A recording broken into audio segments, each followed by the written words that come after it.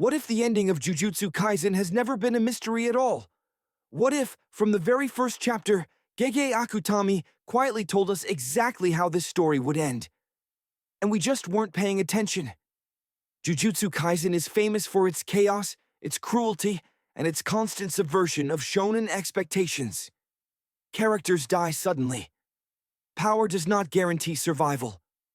Victory often feels hollow.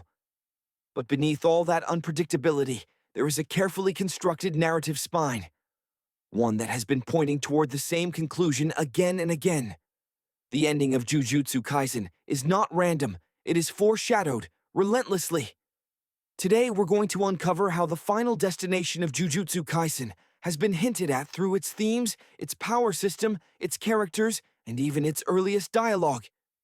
By the end of this video, you may realize that the series could only ever end one way. Before we continue, a quick warning. This discussion includes major manga spoilers. If you are anime only, this is your last chance to turn back. At its core, Jujutsu Kaisen is not a story about defeating curses. It is a story about how the Jujutsu world itself is cursed.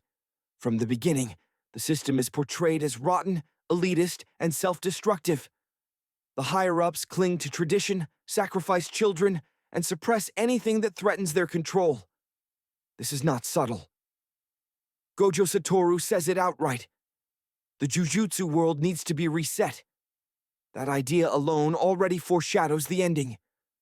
Stories rarely introduce a broken system without eventually destroying or transforming it. And in Jujutsu Kaisen, every major arc pushes us closer to that collapse.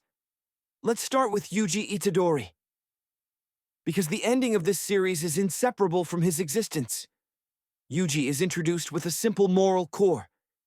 He wants people to have a proper death. Not a heroic death, not a meaningful death, a proper one. This is important because Jujutsu Kaisen consistently denies that wish. People die suddenly, violently, and unfairly. Junpei, Nanami, Nobara's ambiguous fate, Gojo himself. The world refuses to grant proper deaths. Yuji's role, from the very beginning, is paradoxical. He is both the vessel of the greatest curse and the most compassionate character in the series. He exists to die, yet he continues to live. The higher-ups want him executed. Sukuna wants to use him. The world wants to discard him. And still, Yuji keeps moving forward. This is where the foreshadowing becomes clear. Yuji is not being built as a triumphant king or a victorious hero. He is being built as a sacrifice. Not because the story wants to glorify sacrifice, but because it wants to question whether sacrifice is the only way to end the cycle. Now look at Sukuna. Ryomen Sukuna is not just a villain, he is the embodiment of the Jujutsu world's true nature. Pure selfishness, pure strength, pure domination. Sukuna does not care about balance, justice, or progress. He represents what happens when power exists without restraint or empathy. What's crucial is that Sukuna is not an external evil invading the world. He is a product of it, a human who became a curse. That distinction matters. Jujutsu Kaisen repeatedly blurs the line between humans and curses, suggesting that the real horror is not supernatural monsters, but human emotion and desire taken to extremes. This is why Sukuna cannot simply be defeated in a traditional shonen climax. Killing Sukuna without addressing the system that created him would mean nothing. Another Sukuna would eventually rise. The story knows this. And it keeps reminding us. Consider Kenjaku. His entire philosophy revolves around evolution through suffering. He believes humanity must be forced into change, no matter the cost. In a twisted way, he mirrors Gojo. Both want transformation. Both believe the current world is unacceptable. The difference is that Gojo wants to protect the future, while Kenjaku is willing to burn everything down to reach it. The existence of these two ideologies foreshadows an ending that is not about good versus evil, but about choosing what kind of world should exist after the collapse. The power system itself reinforces this. Cursed energy is born from negative emotions. Fear, hatred, regret, sorrow. As long as humans exist, cursed energy will exist. This is stated clearly. You cannot eradicate curses without eradicating humanity's darkness. That alone makes a clean, happy ending impossible. So what kind of ending is being foreshadowed? Look at Heavenly Restriction. Characters like Toji and Maki exist outside the cursed system.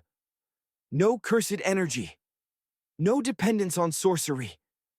They are anomalies. And interestingly, they are some of the most dangerous individuals in the series.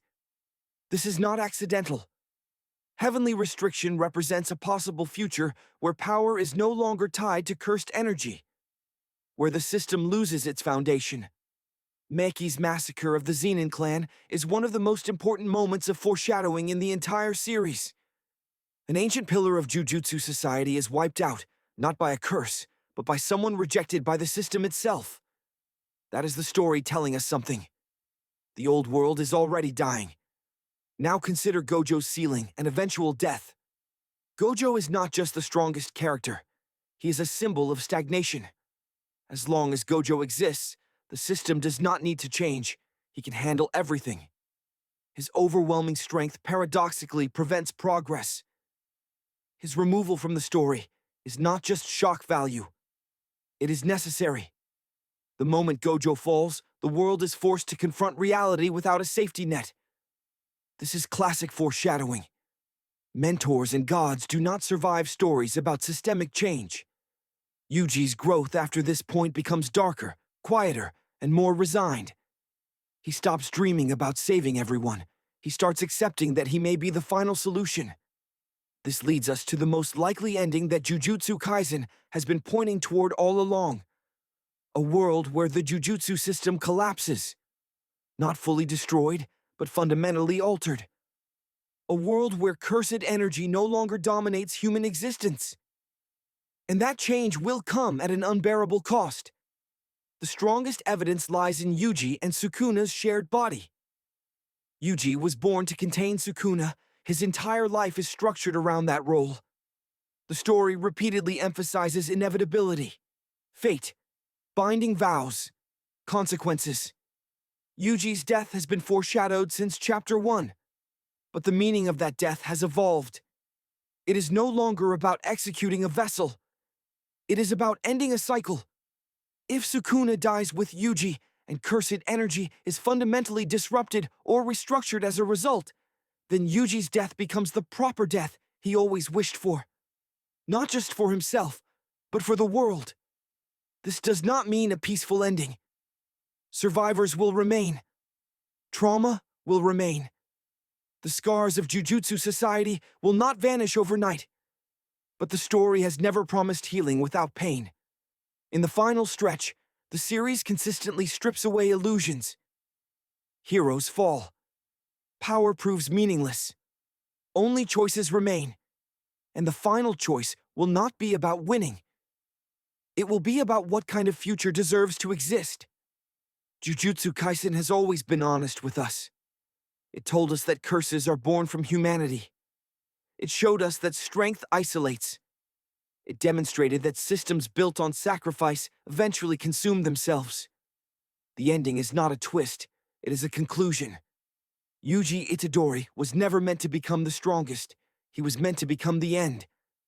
And if that happens, if the world finally breaks free from the curse it created, then Jujutsu Kaisen will end exactly the way it began. With a boy choosing meaning over survival and proving that even in a cursed world, humanity still has the power to decide how it ends.